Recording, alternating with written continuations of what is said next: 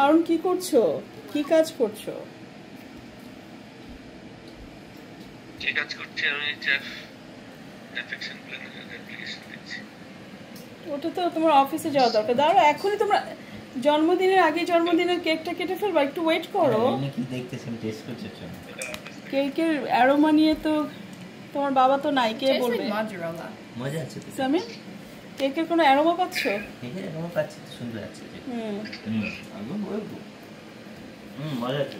তো এটা হচ্ছে আমার বাচ্চার স্পেশাল ডে, সেই উপলক্ষে আমি আগামীকাল চলেও যাব দুবাইতে ইনশাল্লাহ। সকালে চলে যেতে হবে। আর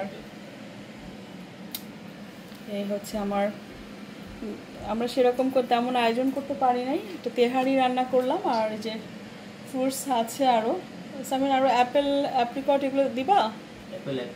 হারুন আছে অনলাইনে, সে কাজ করছে উনি।